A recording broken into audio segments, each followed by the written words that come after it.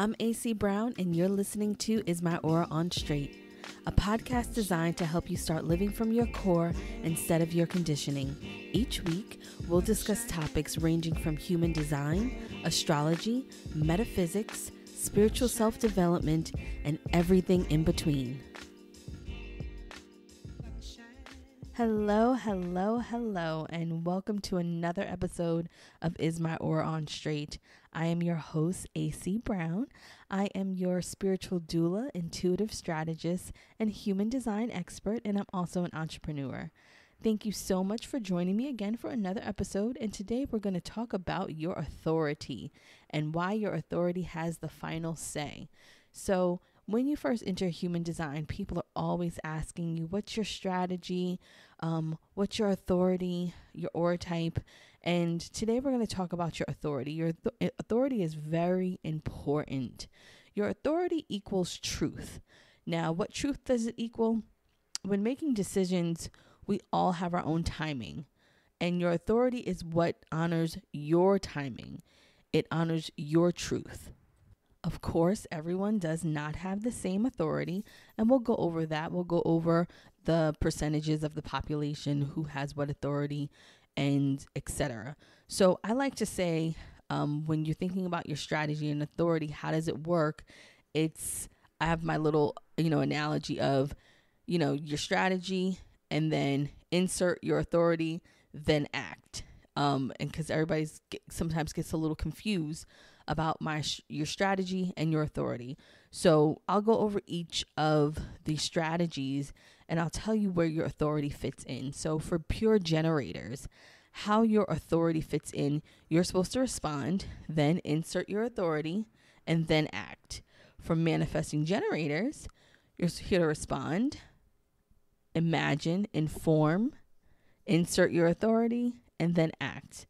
For projectors, you are waiting to be invited or recognized, then you insert your authority, and then you act. Now, for manifestors and reflectors, it is a little bit different. And for manifestors, I like to say, insert your authority, then inform people, and then act. That is the best for manifestors because they don't have to wait for someone else. So it's really about their own inner truth. So following their authority is best, and then informing those around them and then acting. And the same for reflectors. I like to say for reflectors, insert your authority, then act, because reflectors, their acting part is waiting a long period of time. So whatever their authority is, sometimes they have no inner authority at all, usually. And so I like to say insert that inner authority, and I'll go over what that all means in a second, and then act. So what are the authorities? You wonder what they are. And we're going to break them down. There are 6 authorities in general, but 2 of the authorities have 2 different levels to them. So that's a total of 8, but there's 6 main ones. So the first one is the emotional authority, which is the solar plex authority. 50% of the population has that. If you are an emotional solar plex authority, that means that you have a defined emotional solar plex. And as we get further into the episodes, you'll find out what those centers are if you haven't already fell down a rabbit hole with the Googles. So that means that you have an emotional authority. And about 50%, I say 70%, it's a lot of people. Most people in human design have an emotional authority. Then the second authority is your sacral authority. And about 33% of the population has a sacral authority. And when you have a sacral authority, that means that you are some sort of a generator. So that means you have your sacral center defined.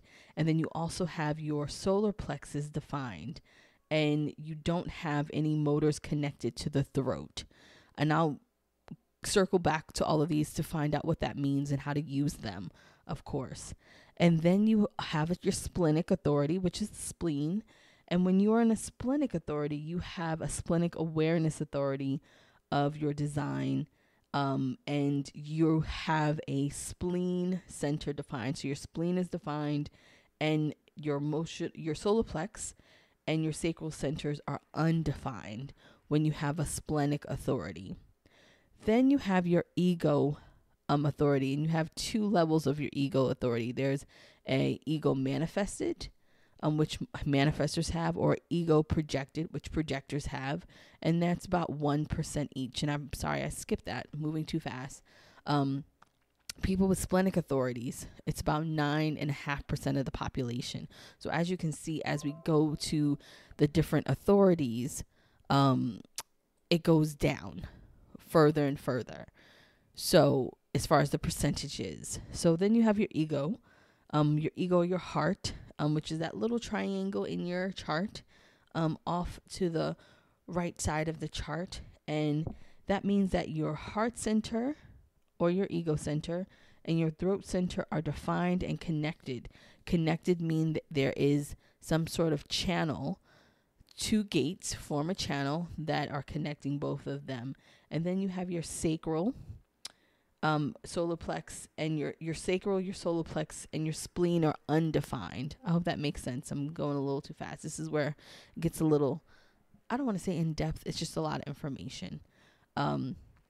Then next, you have your self-projected authority. And your self-projected authority, there's about less than 5% people who have it. And your self-projected is your G center and your throat centers are defined and connected. And you have no other centers defined except sometimes the head center or the ajna. It's very rare though. And then the last authority is your inner authority. And there's two levels to that. There is an inner authority for no inner authority for projectors and one for reflectors. The projectors are 2%, no inner authority, and the reflectors are about 3%. And that means that you have no centers that are defined beneath the throat. Most reflectors have no inner authority at all because they have no defined centers. I hope that makes sense. You can go back if you need to. I'll try to put some notes on the blog, on my website. So now we'll get into what those authorities mean when it comes to your strategy and your authority. So we'll start with, of course, your emotional solar plex. People who have an emotional authority, emotional solar plex. I'm an emotional solar plex. 50% of the population are emotional solar plex. So what's that mean is that when you have an emotional solar plex, that means that you need to come to some sort of emotional clarity about the goal or the decision that you need to make at that time. So we're not going to get into the strategies at all, but we're just going to talk about the authority. So after you followed your strategy, the authority is the next step. That's your truth. So you need to come to some sort of emotional clarity when making decisions, etc. So emotional authority, I like to say it's waiting out the petty period, because as you know, when we're emotional, we can be a little bit petty. We can make rash decisions sometimes that are, we regret. And for those who have an emotional authority who are listening, the best thing that you can do when making decisions after following your strategy is telling someone, let me think about that and get back to you. Trust me when I tell you that is the best thing that you can do for yourself. Whether you need to think about it overnight, whether you need a few hours, just think about it, especially when there are opportunities when it comes to you're responding to something, you are invited to something, when you're informing, whatever your strategy is. If you're an emotional authority, tell people, let me get back to you. Because what happens is that you need to really have an understanding of what's going to happen. It's not necessarily overthinking stuff or anything like that, but it's more of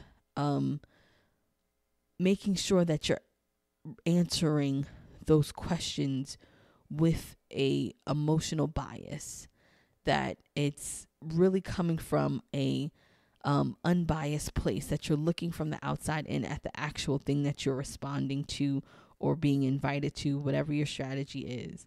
So it will make your decisions more clear, more full of wisdom, more enjoyable. So telling people, let me think about it. Let me think about it. Let me get back to you will save you so much heartache. It will save you so much stuff. Just say, let me get back to you. It's helped me. And it's just about you being clear and removing the emotion from it.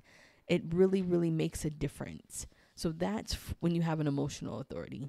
Now, when you have a sacral authority, which a majority of will be a generator who has a sacral authority, the sacral authority is really about the feeling. It's about what's turning you on to do it. And I like to say it's either a hell yes or a hell no. It's so many people who have, been on this journey with me, learning from me. I always say it's either hell yes or hell no. It's never a hell maybe.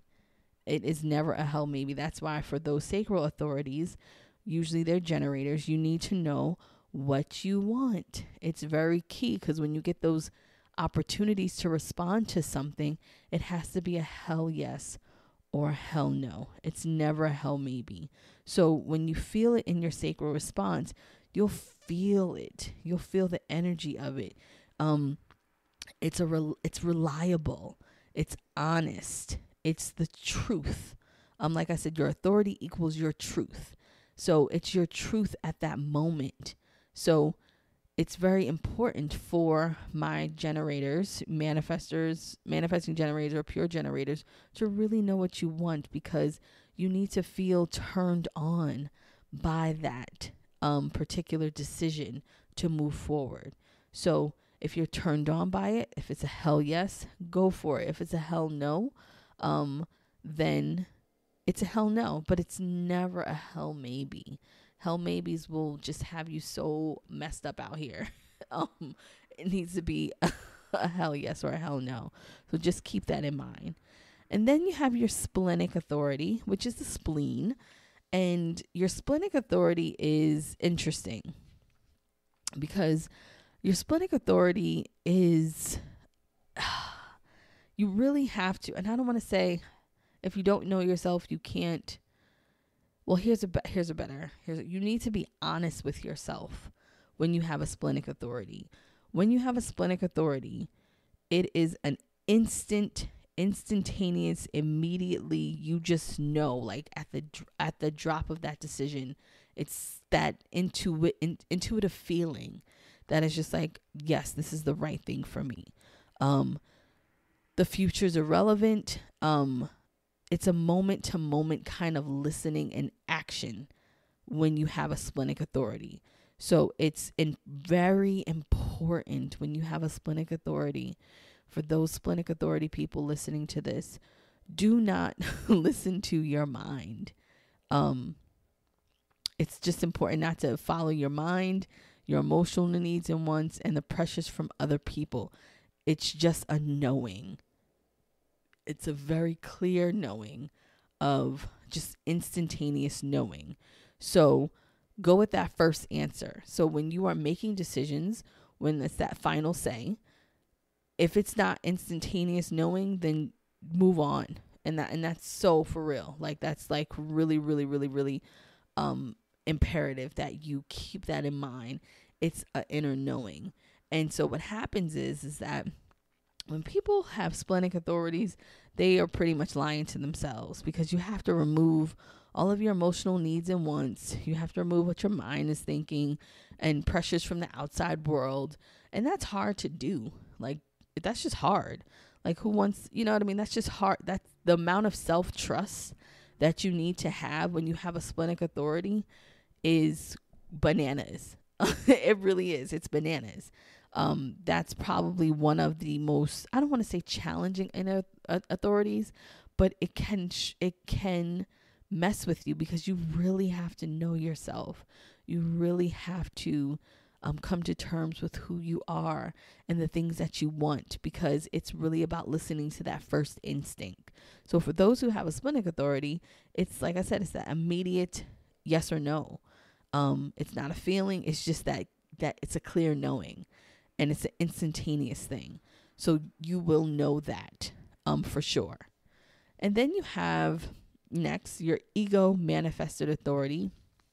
And the ego manifested authority, and the manifestors have this usually, and some other people do have it, but it's, an ego authority or heart authority. Ego, heart, same thing. And it's really about, I'm going to tell other people what I'm going to do, and then I'll know what I'll be doing, if that makes any sense. Like, I'm going to tell people what I'm going to do next. And in that moment that I tell people what I'm doing next, I'll know what to do next, and then I'll do it. So it's really about that informing kind of thing. It's listening to what you're saying in the moment and not trying to control what comes out of your mind, and just speaking what you want.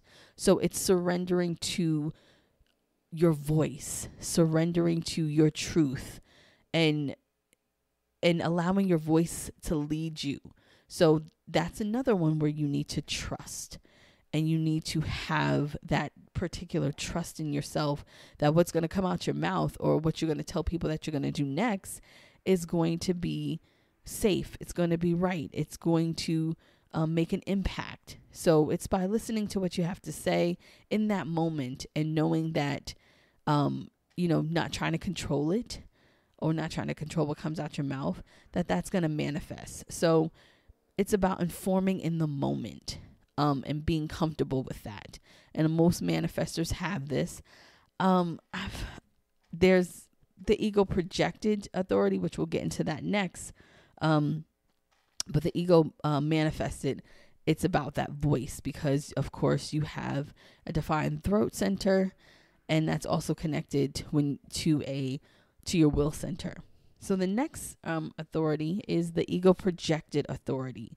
So the ego projected authority is where you have your G center, which is your identity center, and then your will center, which that's connected.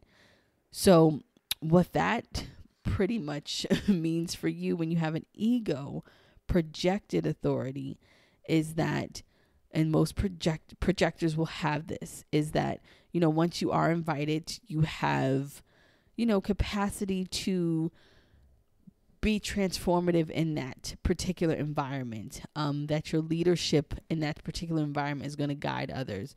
So the decision that you make with that ego projected authority is you're going to be trying to make considerations for other people and making sure you keep your promise. So it's more like,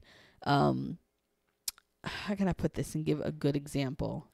So it's like after you get invited to something and you make the decision to go, it needs to be because you actually want to go. It's not because other people want you to be there. That it sounds selfish. It is ego projected. It does sound selfish, but it is sort of asking yourself, what's in it for me? What do I want with that particular invitation? So it's you're either going to have the energy to do it, go somewhere, next career move, whatever, or you're not. So it is, I don't want to say it's selfish, but it will feel selfish to the ego projectors, because here you are waiting for this invitation. You are, you finally get invited to something, you get a big opportunity that comes your way, whether it's, love, whether it's career, whether it's, just friendship, whatever that is. And then you have to ask yourself, well, what's in it for me? Do I really want this? When you have an ego projected authority, because that's really what it's about. It's really checking back in with yourself and making sure that that's what you want. I hope that makes sense to everyone listening. If not, email me and ask me, or shoot me a DM. So the next authority is the self-projected authority. And the self-projected authority is where you have a defined G center, and it's connected to your throat. And this one is kind of like and this is, projectors will have this. It's like when you are invited to do something, you talk about it and it tells you the next move to go. So it's about making sure that you are making the right decisions to make you feel that this is right for you. So it's, I guess you can say it's like you're talking yourself into it when you have a self-projected authority. And most projectors have this. So it's not most projectors, but some projectors have this, excuse me, because it's a very small percentage. Some projectors have this. So it's like, it's like you're talking yourself into. So say you get invited to like a big party. I'm just using party. So you're like, should I go to the party? I really want to go to the party. I think I'm going to go to the party. And then this, my goals at the party are going to be to network. My goals at the party are going to be to meet 5 people. So you're like talking yourself into the decision. So it makes sure that you have a direction for others, but you also know what your own direction is. So it's very opposite from, of course, the ego projected authority.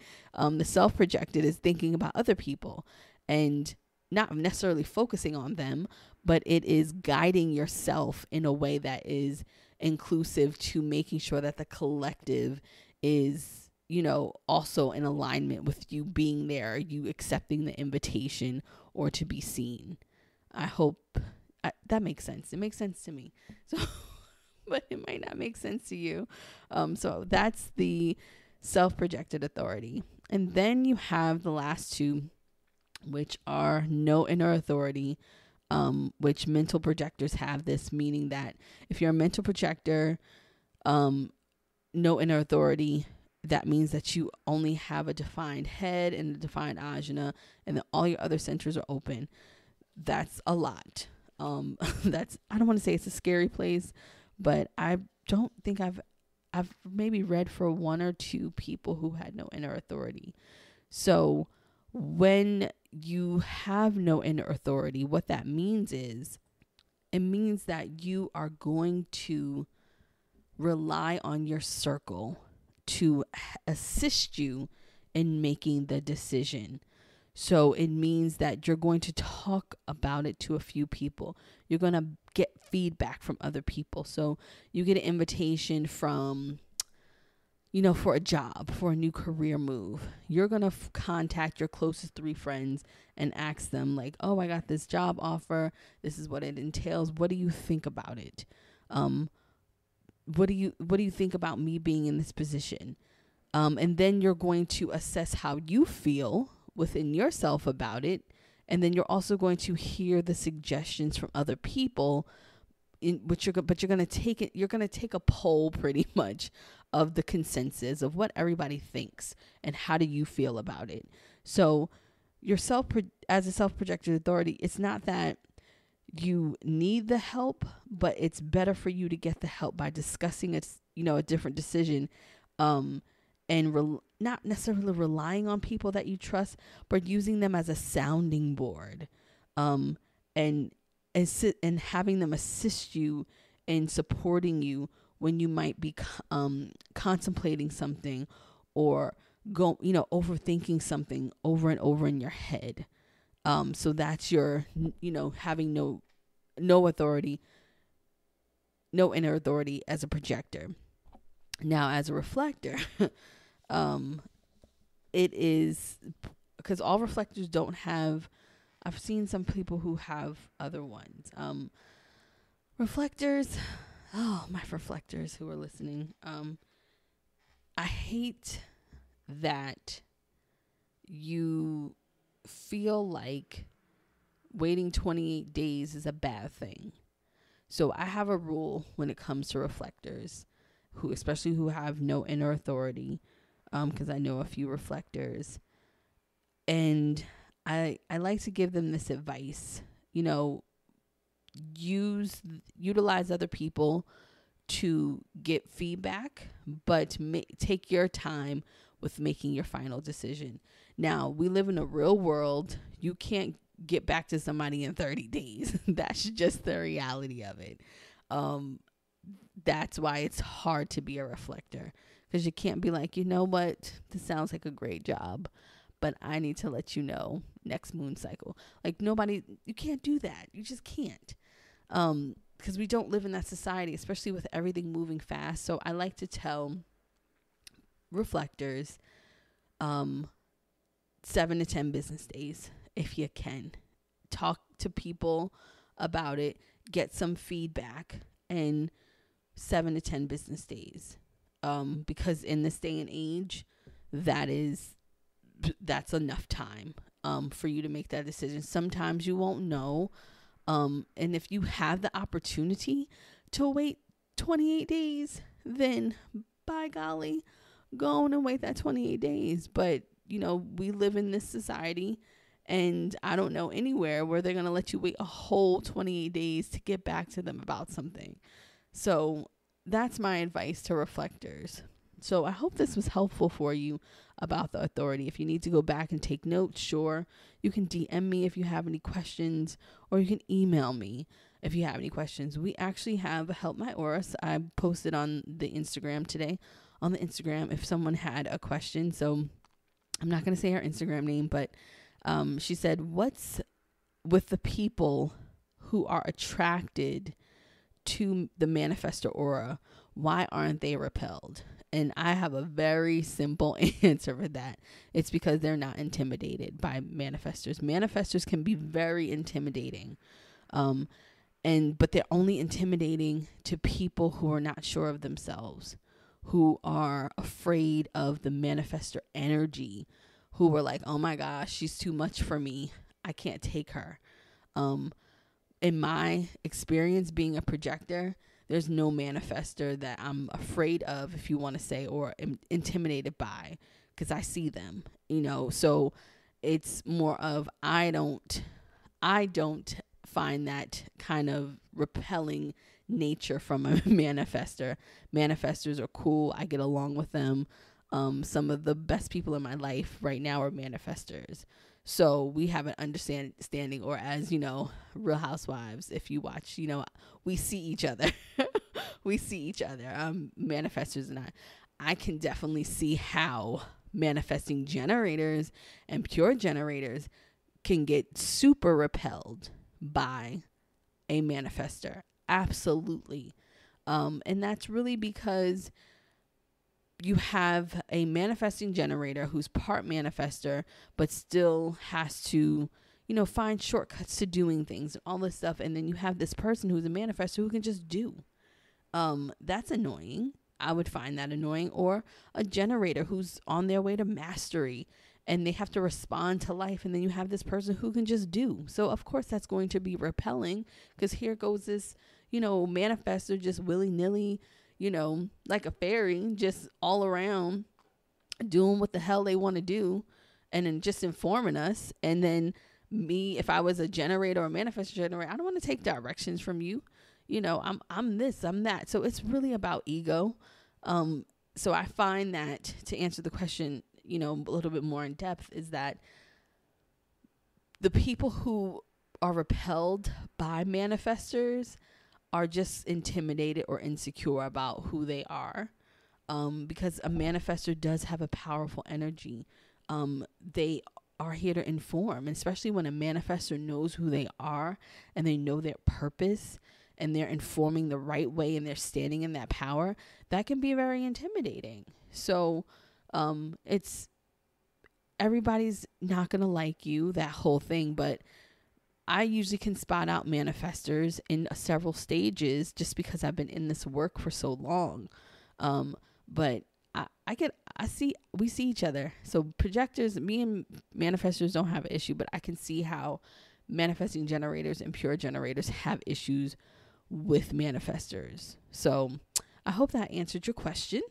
But that's today's show. I hope you enjoyed it. If you want me to answer any of your aura type questions, you can either shoot me a DM or you can email me at hello@acbrown.com and just put in the subject line, Help My Aura, and I will read your question on on air on the podcast, and I will answer it. And if you want to stay anonymous, just please let me know. Hopefully you love this podcast, and tell your friends and invite them to listen, subscribe, and follow me on Instagram. And until next time, thank you so much for listening, and I'll be back with some more good human design stuff. Thank you for listening to another episode of Is My Aura on Straight. Make sure you follow me on Instagram at AC Brown, and also check out my website for products and services at www.acbrown.com. And until we meet again, make sure you have a great week filled with good vibes and good energy.